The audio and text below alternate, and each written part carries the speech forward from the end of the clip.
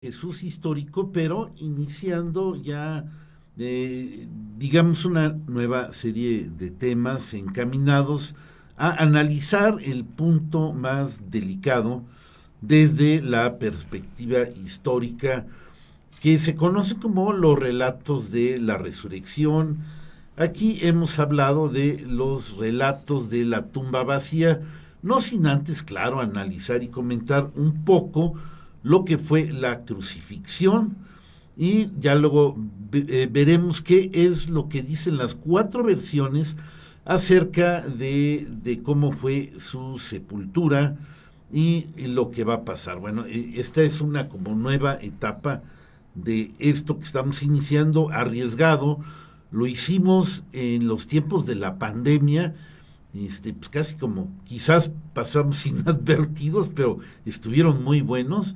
Y bueno, vamos a iniciar esa controversia ahorita porque es un tema de interés en donde, bueno, la historia se atreve al menos a analizar los textos referentes a esas partes que ahorita les estoy diciendo.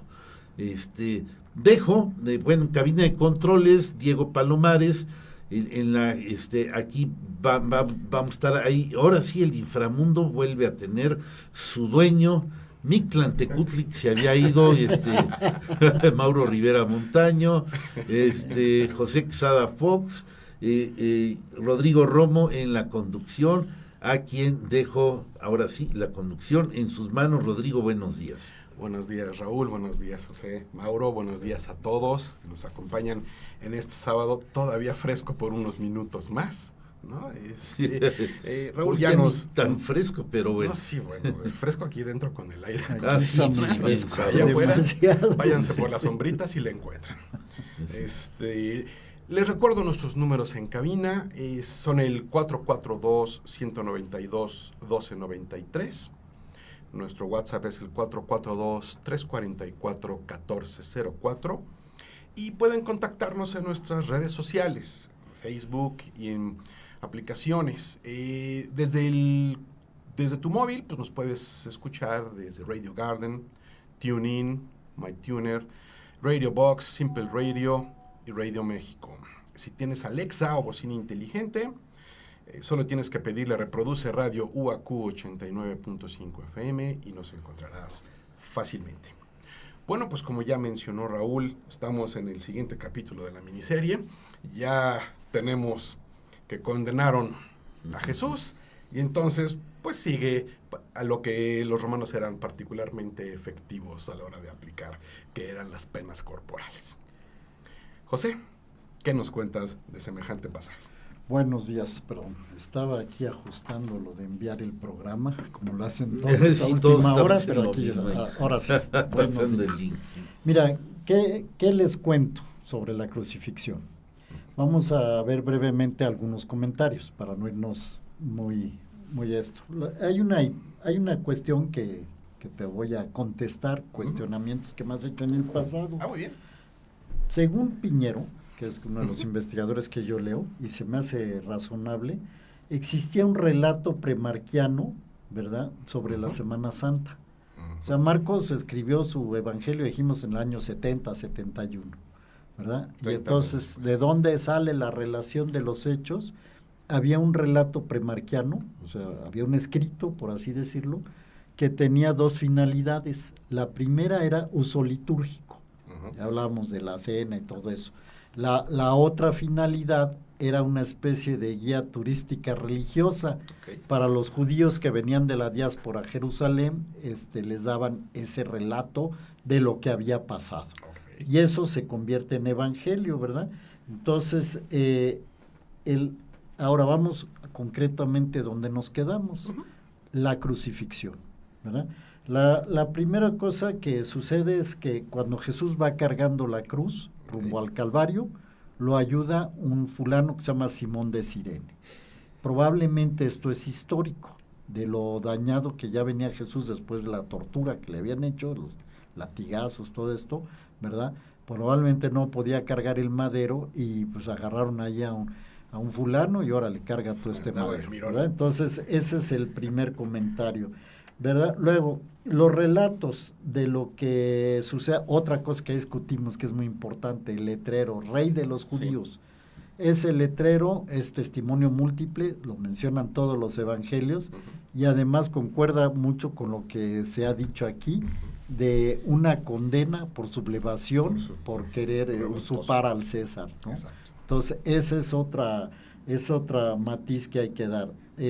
Luego, los bandidos, esto le va a gustar a Raúl, los bandidos, posiblemente 2 discípulos que fueron aprendidos en la trifulca el Huerto de los Olivos o Monte de los Olivos, como gustes, ¿verdad?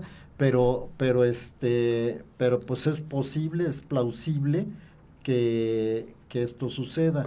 Los burlas, o sea, se burlaban de Jesús al pie de la cruz, gente que pasaba, los mismos autoridades del templo y los 2 mismos bandidos, ¿verdad?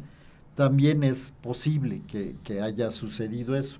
Lo que sí ve muy extraño Piñero es que hubiera mujeres y la madre de Jesús al pie de la cruz, ¿verdad? No cree que los romanos, o no sé ustedes qué opinen, hubieran permitido que estuvieran los familiares o mujeres allí al pie de la cruz y hubiera esos diálogos. Entonces, hasta aquí es más o menos lo que se critica de qué pudo haber sido y qué no pudo haber sido. Lo que sí es un hecho, y a ver, para que me pasen a una siguiente pregunta o comentario, es que todo este relato está matizado con Isaías 43, el siervo sufriente, ¿verdad? Y con el Salmo 22, que también es el siervo sufriente. Entonces, se toman hechos que de alguna o de otra forma pudieron haber o no sucedido y se le da un matiz teológico, ¿verdad? No sé si hay algún comentario, algo que antes de nos pasarle la decir. palabra a Raúl, solo comento ahí. Desde el punto de vista romano es perfectamente lógico y consecuente lo que acabas de decir. O sea, la ejecución pública era un espectáculo. La gente se entretenía viendo semejante espectáculo. Y como hemos visto, eso es tan antiguo como la humanidad misma, siempre hay de todo a la hora de atestiguar una tragedia. Hay quien la sufre, hay quien la padece, hay quien se ríe, ¿no? Hay quien es totalmente impropio al respecto, y lo vemos en este relato. Hay de todos los matices. Sí, difícilmente creería que hubiera mucha sustancia para que los ladrones fueran compinches, porque el proceso lo habría mencionado. O sea, Jesús y sus discípulos crucificados, ¿no? Habría sido muy notorio en el proceso. Pero en realidad podemos imaginar que era un miércoles para el despacho de justicia de los romanos, y simple y sencillamente había otro par de expedientes que estaban en proceso y simplemente los acompañaron en bloque y paquete a la ejecución, ¿no? Sí es interesante lo que mencionas de la presencia de mujeres y familiares en esto. Es bien difícil que Roma hubiera permitido eso. Pero bueno, al final del día estamos con un recuento que, salvo que tuviéramos una máquina en el tiempo, es muy difícil atestiguar el 100% del valor de los detalles. Pero pues, en el fondo lo que estamos viendo es Roma lo manda a ejecutar, lo ejecuta con sus prácticas perfectamente probadas en abundancia en los años previos, ¿no? Y ahí es donde topamos la frontera con la religión. Y yo quisiera que hicieran, están escribiendo Okay. y mandando saludos. A ver, aquí voy. Vemos primero los saludos. Yo creo que es... Maggi de la Torre, muy buenos días, con el gusto de siempre por escucharlos, como siempre, con mucho interés. Luis Reyes Vázquez, muy buenos días, aquí presente con mucha atención para escuchar este tema tan interesante. Gabriela Muredú, perdón. Sí. Buenos días a todo el panel. Paulina Romero Barrientos, muy bendecido día, saludos a todos. Buenos días, Pau. Gustavo Medel, saludos, doctor Quesada. Gracias. Bien, no es lo que yo tengo, no sé si hay algo más allá. Gracias a todos. No, todavía está tranquilo. Todo está tranquilo. Todo el mundo se está recuperando del viernes caluroso. Ahora sí que... ¿Qué querías saber? Ahora sí viene de ahí. No, pues la verdad es que no hay mucho que comentar. Sí, Sobre el hecho histórico, ya alguna vez José había dicho que los evangelios son una especie de relato de la crucifixión, de lo que pasa con Jesús, con un prólogo muy grande, porque es el momento culminante, es lo que en un montón de fuentes históricas se ha reconocido que Jesús es crucificado, que es sentenciado por Poncio Pilatos y ¿qué pudo haber pasado, qué no pudo haber pasado. Está muy bien dicho lo que dice José, porque los relatos tanto de Marcos como de los que siguieron escribiendo ya fueron tardíos y por supuesto se basaron en los conceptos del siervo sufriente, el Salmo 22 también. el Salmo 22, porque de haber quedado memoria de qué se dijo en ese momento, está muy difícil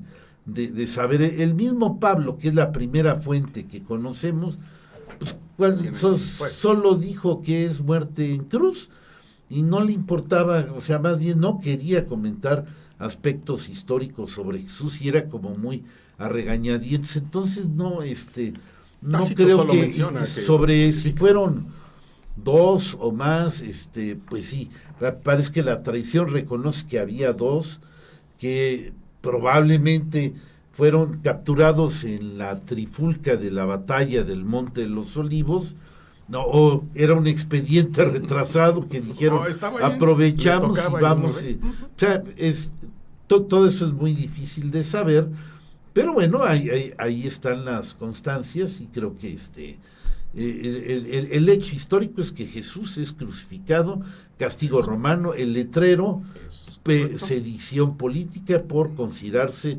rey de los judíos, que era a lo que estaba aspirando, y eso es contundente. ¿Sí? No hay mucho más que añadir. No hay mucho más que decir. Bueno. Entonces lo siguiente, José, pues evidentemente viene. Lo siguiente, miren, bueno, vamos a la muerte de Jesús. Correcto. La muerte de Jesús, ¿verdad? Donde hay estas famosas frases que dicen, Dios mío, ¿por qué me has abandonado? Salmo 22. Padre, en tus manos encomiendo mi espíritu, Salmo 31.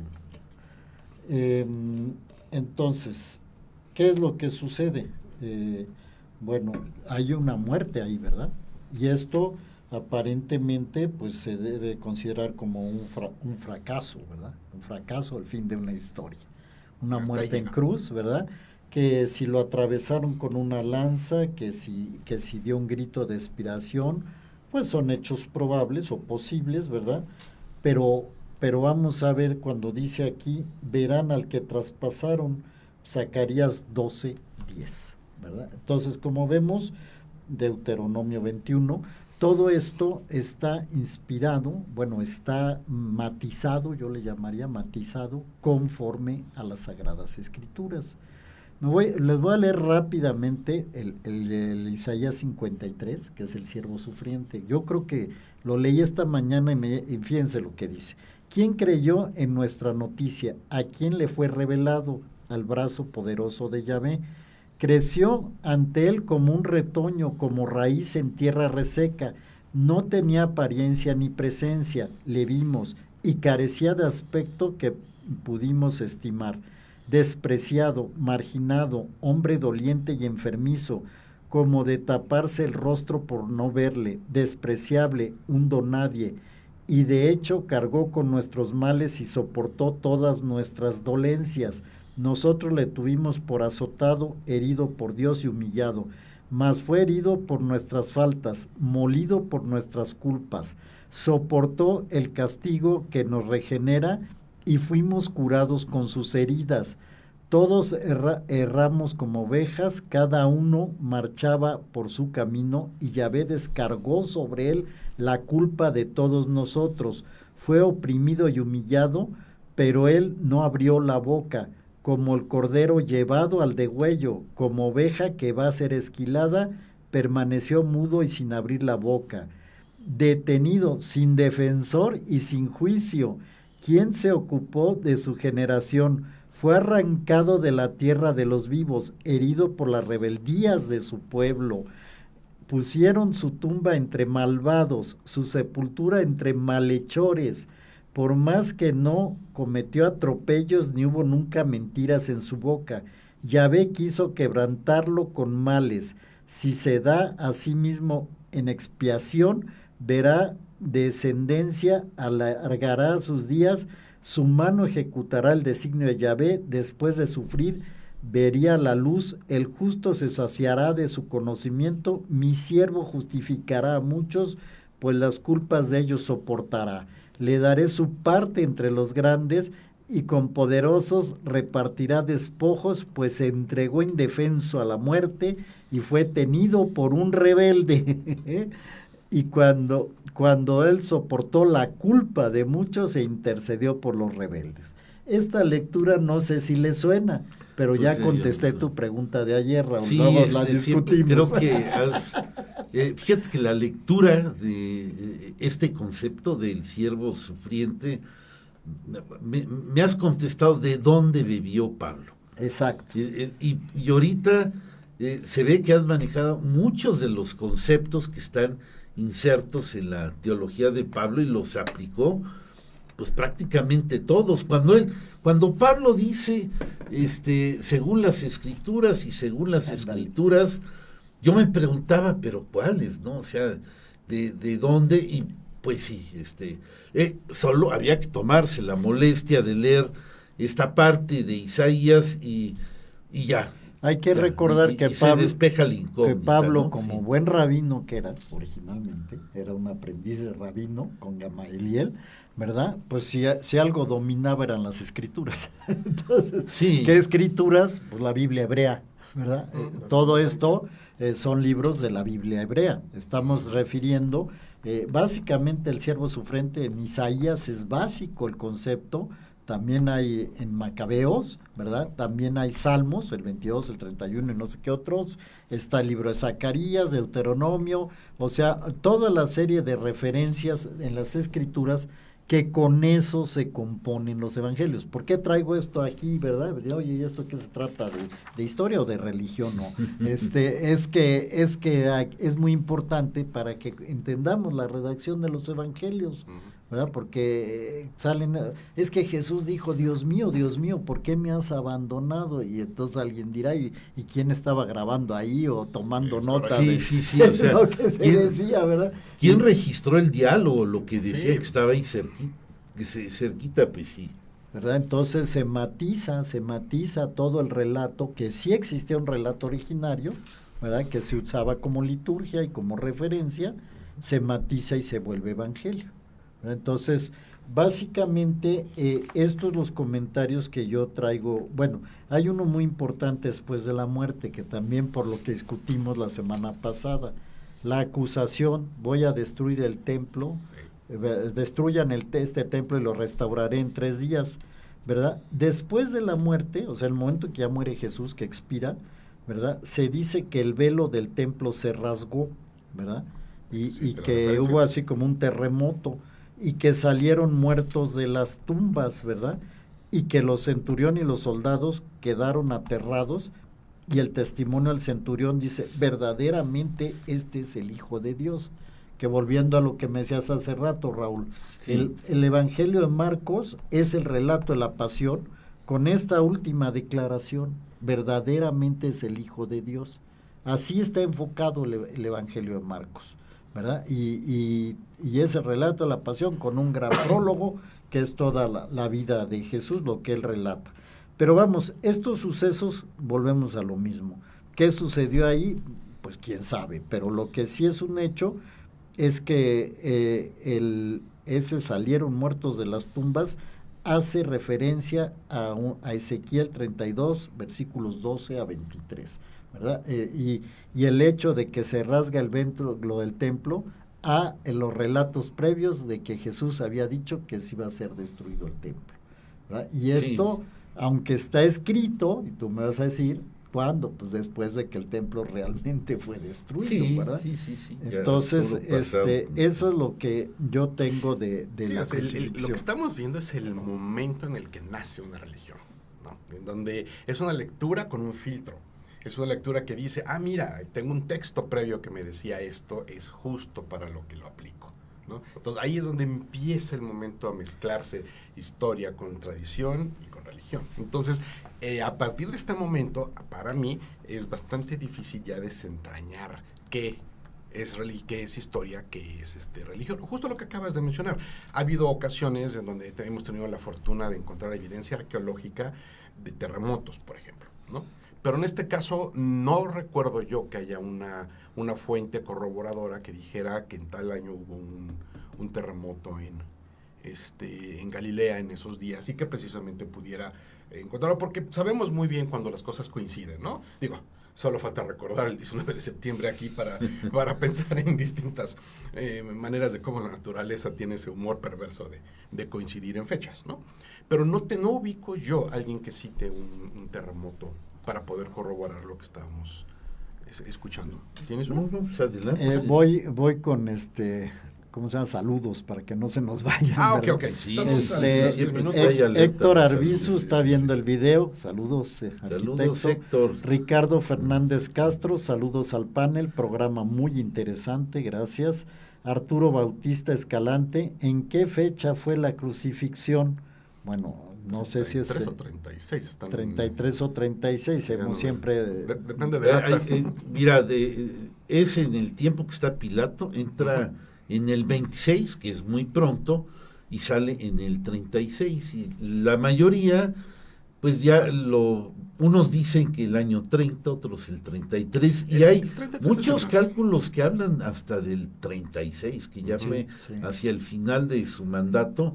No es fácil ubicar esa fecha, realmente, por una sinnúmero de aspectos que nos confunden, pero donde sí se puede delimitar es mientras está Poncio Pilato, es durante ese mandato. No se sale de ese marco de referencia. Sí, y es sobre esos años, es correcto. Sí, le recordamos que no existe un acta, ¿no? Así es, con sello, de eso ya también averigüen. Lo que dijiste es correcto. Héctor Arbizu, ahí sí nos envía saludos al panel. De verdad muy interesante los puntos de vista, nos dice el arquitecto. ¿Qué otros saludos tenemos? No, ya ¿todos? no he visto que haya llegado nada extra hasta el momento. Sí. Mauro tiene un comentario por acá. A ver, Mauro. Sí, miren, buenos días. Referente a lo que yo he estudiado es de que se refiere al destruir el templo es acabar con las religiones, porque él nos vino a enseñar que tenemos un poder energético tan capaz de procurar y lograr la sanidad. Esa es la evolución, nos viene a mostrar que somos reflejo y esencia de Dios, somos Dios nosotros, en el sentido de que somos lo que significa Dios, toma de Él para formarnos a nosotros, y de entre lo que nos enseña el Maestro Jesús es el poder de sanidad, el poder de la espiritualidad tan magnífica que tenemos. Sin embargo, las doctrinas humanas se han encargado de limitarnos y llevarnos a un estado crítico de depender incluso de una estatua o de una obra muerta de pincel para manifestar nuestro sentir espiritual, y que es lamentable y triste eso. Otro detalle importante, el discípulo de los discípulos es Miriam de Magdala, y hay muchos datos históricos donde relatan que fue su pareja sentimental de Jesús de Nazaret. Y entonces yo voy a seguir con esa idea de que el Vaticano es el diablo en el mundo y se encarga de emitir o desaparecer el vestigio o la señal de Miriam como una creación de Dios, hombre y mujer creados por Dios, y son bendecidos por Dios. Buenos días. Ya extrañamos. Gracias, Mauro. Mauro. Y todo que estuviste alejado un rato. Pues que, Oye, hay un preguntón aquí, tamaño grandísimo de Gerardo. ¿Lees tú? No, tú. Voy, bueno, yo es que tú lo mencionaste por eso, dice. Sí. Muy buen día, compañeros, excelente tema el de hoy. Quisiera comentar sobre un par de personas que tuvieron que ver con la muerte de Jesús. ¿Cómo murió Anás y Caifás? Son muy pocos los registros que den a conocer la muerte de Anás. Sin embargo, en la sección Yeshua del capítulo 48, versos 27 al 36 del libro The Son of God de Archie D. Good, gnóstico, se hace mención a que Anás fue ahorcado con una cuerda fuerte por órdenes de Caifás, su yerno, al tiempo que Pilatos era también destituido. Caifás murió asesinado miserablemente y arrastrado en la toma de Jerusalén por los romanos. También se dice que Anás murió loco, dándose cabezazos contra las paredes luego de comprobar que había matado al Mesías. La tumba de la familia de Caifás fue descubierta mientras se construía una carretera en 1990 en una vieja cueva escondida en las faldas de Jerusalén. Hasta aquí llego yo. No sé qué comentario tengas. Pues realmente, obviamente Flavio Josefo no te va a decir cómo murió Anás y cómo muere Caifás. Antes te dice cuándo estuvieron, algunas cosas que hicieron, ya es demasiado detalle para entrar en esta serie de conceptos. Lo que sí puedo decir es que poco tiempo después de la muerte de Jesús, por lo cual me inclino a creer que fue hacia el último tiempo de Poncio Pilato, son destituidos tanto sí. Caifás como Pilatos por haber reprimido a un otro como Mesías allá en Samaria, que dijo que iba a ir al monte Garizim, en donde estaba el templo de los samaritanos, y que iba a desenterrar los vasos de Moisés. El caso es que este señor causa una gran expectación, convoca a los samaritanos a subir a su montaña sagrada, y en ese momento pues, Pilato se asusta de que hay tanta concentración de gente que teme. ¿Por qué teme? Que vaya a haber algo, pues porque algo pasó, ¿no? Con Jesús, y manda a los soldados, hay una matazón terrible, y entonces mandan la queja a Tiberio, que dice, no, pues esto ya no se puede, ya este señor se salió de control, e inmediatamente es destituido Poncio Pilato. ¿Cómo muere? No tengo idea. No hay registro de ello. Poncio Pilato regresa a Roma para rendir cuentas.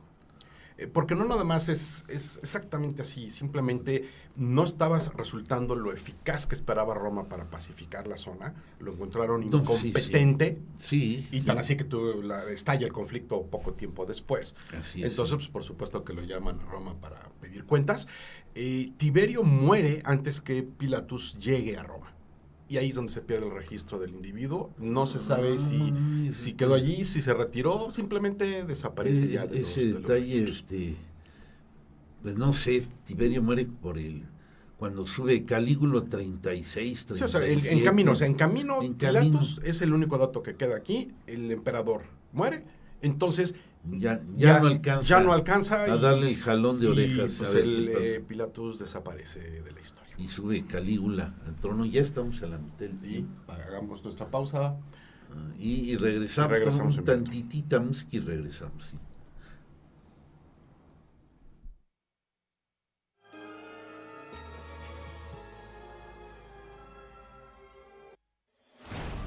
XHUAQ 89.5 FM.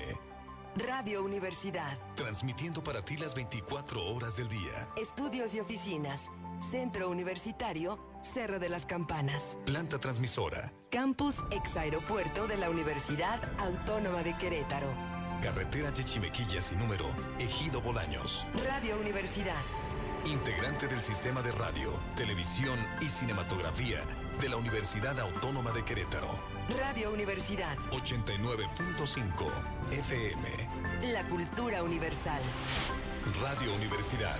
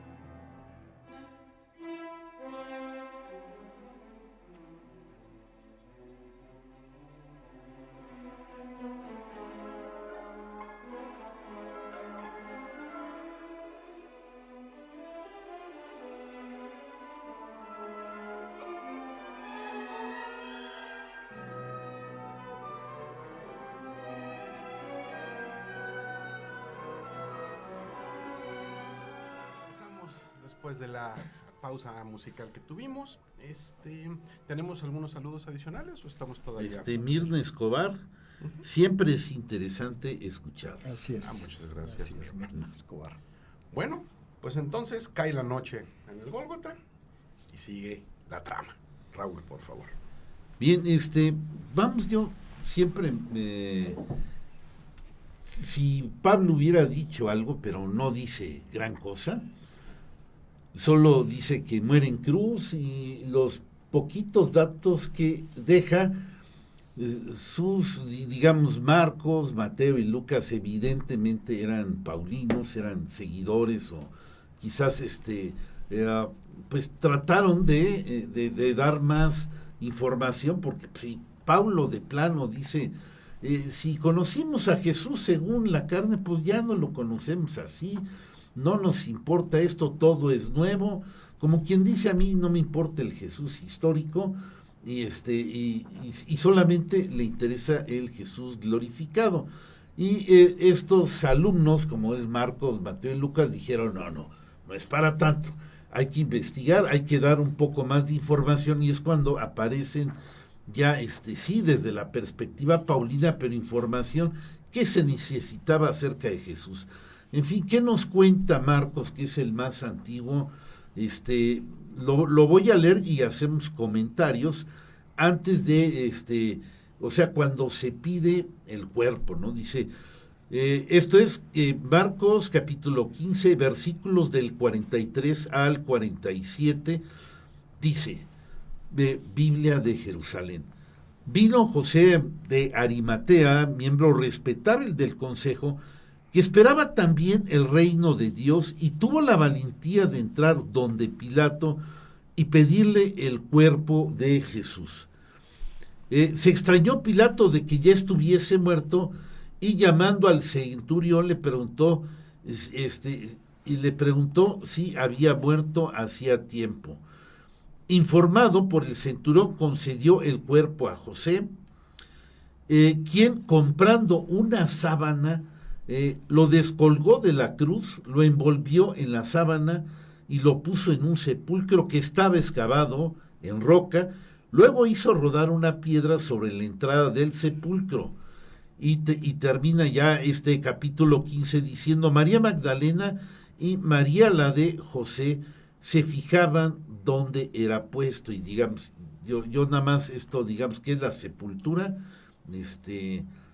Sí quiero enfatizar, bueno, entra en acción José de Arimatea, miembro respetable del consejo, probablemente del Sanedrín, como se ha dicho, y dicen que tiene la valentía, pide el cuerpo de Jesús. Pilato se extraña de que haya muerto ya, por lo que se infiere que murió rápidamente, antes de lo que normalmente mueren la gente que es crucificada en cruz, muere antes. Se le informa y era un personaje que seguramente a la luz de esta información tenía influencia, que inmediatamente le conceden el cuerpo.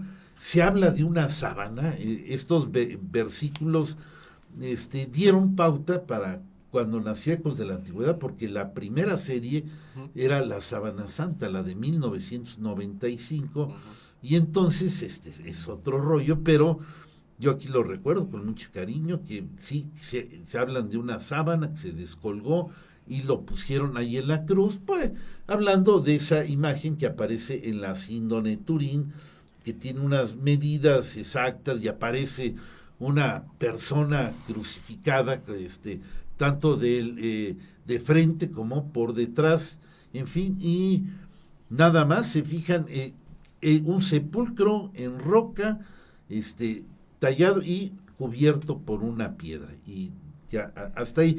Los demás, tanto Marcos, Mateo y Lucas, pues dicen lo mismo, no le cambian ni un ápice, y ya Juan dice que aquí hay que matizar un poco. Después de esto, José de Arimatea, que era discípulo de Jesús, fíjense cómo va subiendo ya la información, aunque en secreto por miedo a los judíos, pidió a Pilato la autorización para retirar el cuerpo de Jesús. Pilato se lo concedió, fueron pues y retiraron el cuerpo. También se está basando en Mateo, aunque siempre Juan ha sido muy distinto. Luego entra un segundo personaje en acción que ninguno de los sinópticos lo nombra, que es Nicodemo. Y dice, fue también Nicodemo, aquel que anteriormente había ido a verle de noche, con una mezcla de mirra y aloe de unas 100 libras. 100 libras. Es una cantidad salvaje, pues es 40 y tantos kilos de especias saco, ¿no? Y todo, pues ¿qué iban a hacer? Pero así dice, y esto viene en Juan. Tomaron el cuerpo de Jesús y lo envolvieron en vendas con los aromas conforme a la costumbre judía de sepultar. Entonces ya tenemos una sábana, unas vendas que lo envuelven, y el lugar donde había sido crucificado había un huerto, y en el huerto un sepulcro nuevo en el que nadie todavía había sido depositado. Allí pues, porque era el día de la preparación de los judíos y el sepulcro estaba cerca, pusieron a Jesús. Y aquí estamos, hablo de la sepultura y dejo abierto el espacio para comentarios. José. A ver, pues, el primer comentario. ¿Sepultaron a Jesús? O sea, los relatos, volvemos a decir, aquí hay coincidencia, aunque agreguen detalles, que si apareció Nicodemo, sí, que si esto, lo otro, se utiliza el criterio que se llama testimonio múltiple, ¿verdad? Entonces, aparentemente hubo una sepultura. ¿Y por qué digo esto y por qué es cuestionable? Porque hay autores como Croissant, Jean-Dominique Croissant, que argumentando lo propio y lo lógico que sucedía con esas crucifixiones masivas, pues que todo eso iba a dar a una fosa común, o sea, todos los que crucificaban, que eran a veces miles, ¿verdad? Pues había fosas o lugares donde se depositaban los cadáveres. Osarios, ¿no? Entonces, ponen en duda, ¿verdad? Ponen en duda, bueno, pues que lo más probable es que Jesús haya ido a dar a una tumba de esas, ¿verdad? Entonces, ¿por qué es importante todo esto? Dirán, bueno, ¿qué importa la tumba? Pues porque la tumba vacía va a ser el testimonio de la resurrección, ¿verdad? Bueno, los testimonios verbales que hay de las mujeres, de María Magdalena, en primer término, Mauro, ¿verdad? Y esto está muy estudiado, ¿verdad? Y las mujeres y la tumba vacía, o sea, ¿qué encuentran? Tumba vacía, ¿verdad? O sea, cuando van al tercer día, van las mujeres, pues no sé con cuánta mirra o esto que dices, Raúl, porque si había un saco de 40 kilos o 100 libras, ¿verdad? Es Juan, bueno, ahí lo dice Juan. Aquí hay un punto interesante que tenemos que aclarar, porque hemos hablado mucho de los evangelios sinópticos, es decir, el primero es Marcos, creo que en eso coincide todo el mundo, y 10 años después están escribiendo Mateo y Lucas. Y todo esto tiene una interacción en un documento perdido o supuesto hipotético que se llama la fuente Q, ¿verdad? Que es donde había una serie de dichos sobre Jesús. Entonces, la interacción de estos 3 evangelios, ¿verdad? Y el famoso documento Q es una hipótesis aceptada comúnmente por los investigadores que estudian la composición de los evangelios. Pero el evangelio de Juan es otra cosa. Es posterior, escrito después del año 100 y escrito en Patmos, ¿verdad? O sea, en otra región. ¿Que Juan conocía los otros evangelios? Probablemente. Pero lo que él hace es una redacción netamente teológica, ya después de un desarrollo teológico, porque ese es el término que tenemos que comprender, que todo esto se escribe a la luz de una comprensión teológica. Se basa en hechos, sí, bueno, referencias de otros documentos, de testimonios verbales, etcétera, etcétera, pero todo va tomando una interpretación teológica. Y la de Juan es particular y posterior. Además, digo, para escándalo, los que nos escuchan, Juan no sabemos quién es el autor. se le atribuye a la escuela jónica, que se dice que es del apóstol San Juan, hasta ahí todo va correcto, pero los geógrafos podían tomar el nombre de una escuela, ¿verdad? De una corriente, ¿verdad? Para dejar el documento atestado a ese nombre. Entonces es todo un desarrollo teológico que va un poco al margen de lo que hay en Galilea y de lo que hay en Roma, ¿verdad? Entonces, nada más hacer esa aclaración, Raúl. Y ahí es en donde es muy notorio, cuando nos podemos retirar un poquito, simplemente vamos viendo que las primeras narraciones pues son las que corresponden a los interesados. Así es. Y los interesados no necesariamente son los más objetivos narrando las cosas. O sea, es como si nosotros tratáramos de regresarnos a los primeros días de la pandemia, ¿no? Y a ver cuántas diferencias vamos a encontrar en nuestros distintos relatos. Entonces es muy fácil entender por qué hay estas pequeñas variaciones. O sea, es natural que ocurran, de hecho, ¿no? Coinciden en lo esencial, hay variaciones chiquitas, hay variaciones más grandes que ameritan un poco de investigación, pero en el fondo aquí lo que estamos viendo es, eliminan al líder de un movimiento y el movimiento tiene que resolverse qué va a hacer.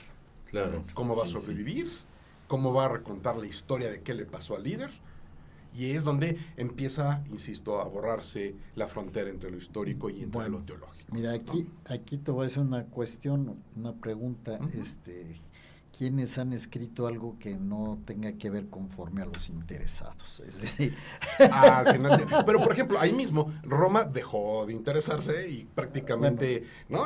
Dicen, pues lo condenó a muerte y caso cerrado. O el otro Claro. comentario, lo que tú dices, perdón que te ponga, tampoco había mucho interés por la objetividad. Exactamente. ¿Verdad? O sea, es que hoy nuestra cultura actual, cuando hablamos de un hecho, un acontecimiento, queremos objetividad, ¿verdad? Queremos un relato libre de interpretación, que es muy difícil que se dé, pero vamos a suponer que lo pretendemos cuando o tenemos fuentes para poder hacerlo lo menos... Para hacer nuestra propia interpretación. Exactamente. O para hacerlo lo menos... Por eso, yo entiendo la idea y ojalá y no confunda ni quiero rebatir, sino el hecho es que en ese tiempo, a como se escribía, era conforme a un interés.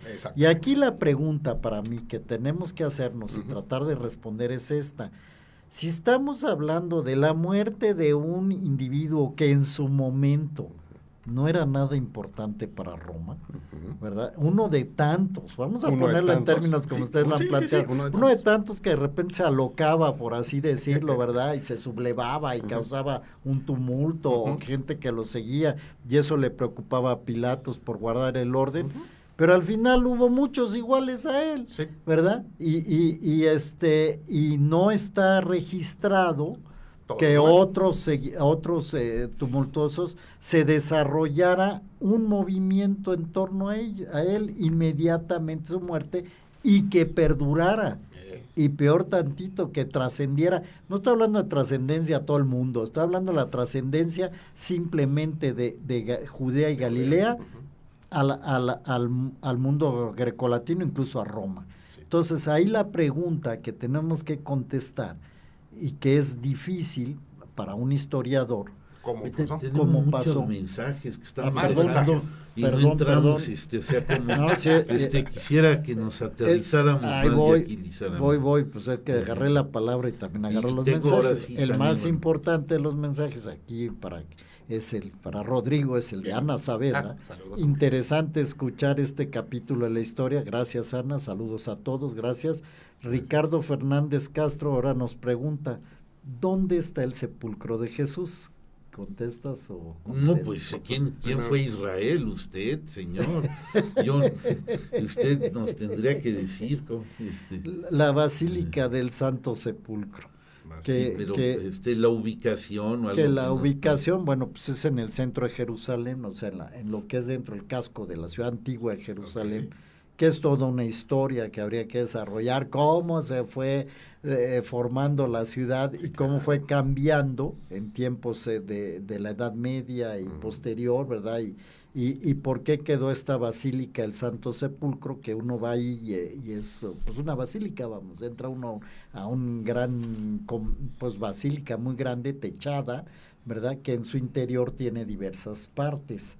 Y eso está, pues es que yo no sé cómo describirlo, pero dentro de ese casco antiguo, a muy poca distancia de lo que es el Muro de las Lamentaciones o el templo. O sea, estaba en las afueras de las murallas, mira, del tiempo de Jesús. Me explico un poquito más. Si tú entras por alguna de las puertas, vas a encontrarte una que le llaman la Vía Santa, ¿verdad? O sea, el Vía Crucis, que están las estaciones, así como está dentro de las iglesias actualmente, que en las paredes de la iglesia están las 13 o 14 estaciones, así está dentro de las callejuelas, porque las ciudades son unas callejuelas techadas básicamente, ¿verdad? Llenas de comercios, ¿verdad? Y vas, ahí es como un laberintito, ¿verdad? Entonces vas caminando, hay un sitio que ahora también es como una iglesia, que supuestamente era el pretorio donde estaba Pilato, y ahí va esta vía te van señalando las estaciones y vas caminando hasta llegar al Santo Sepulcro, pero puedes caminar más rápido, no sé cómo explicarlo, o sea, esto es como una ruta trazada, como esas que nos hace ahora el Waze, ¿verdad? Sí, claro, así que te pone es como una ruta trazada, pero puedes ir más derecho.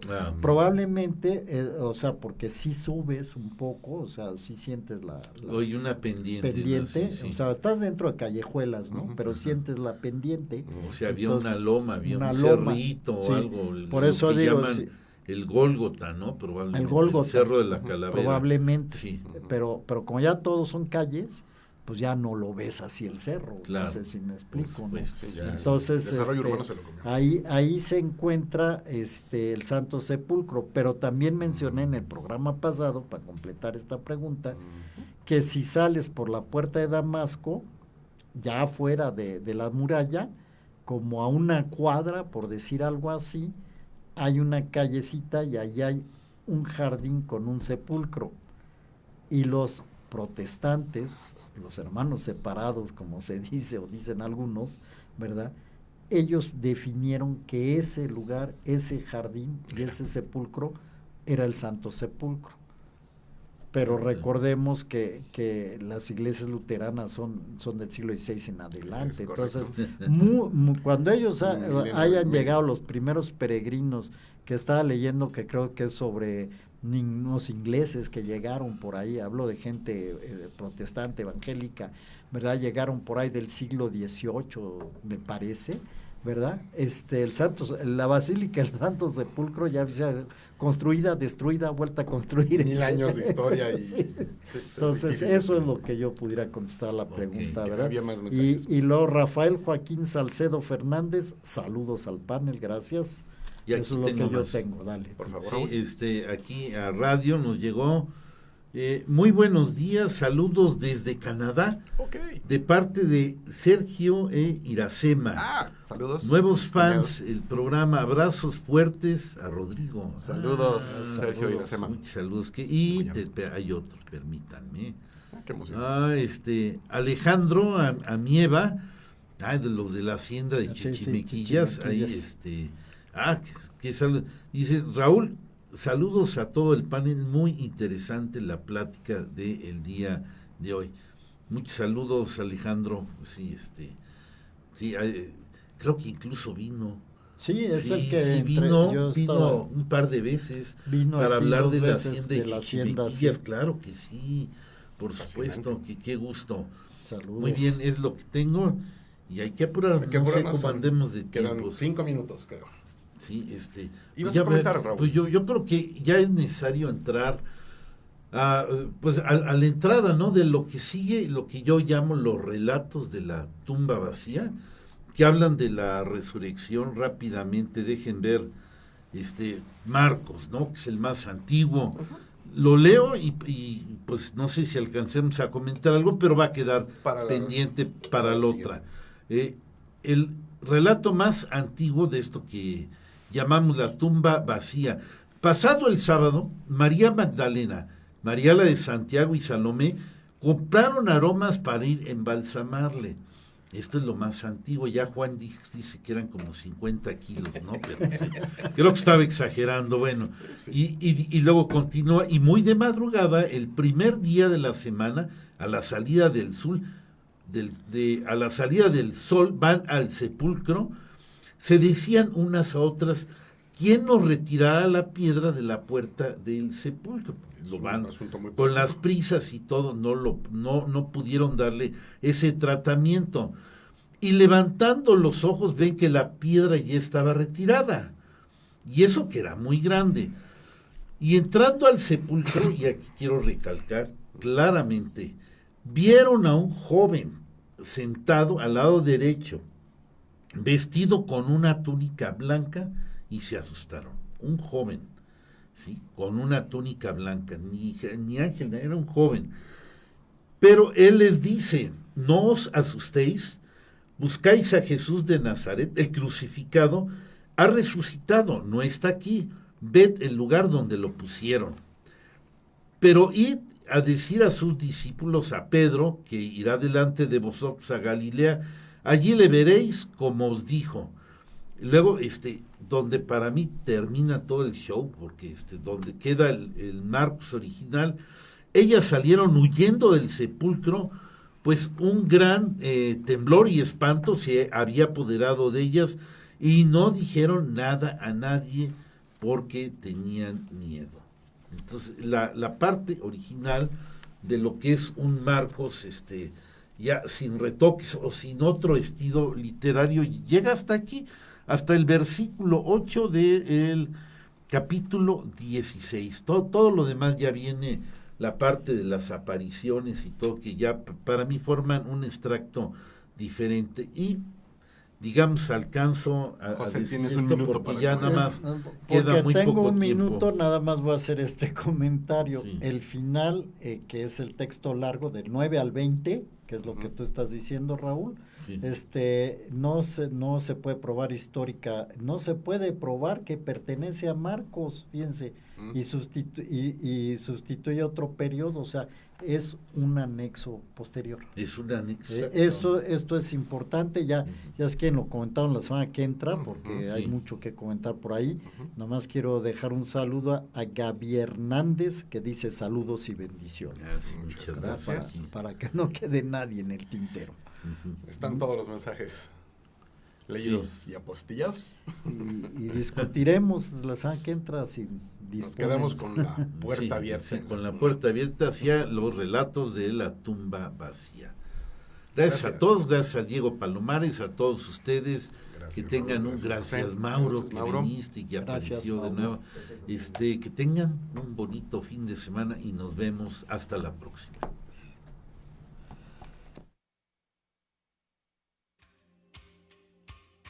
Ecos de la antigüedad.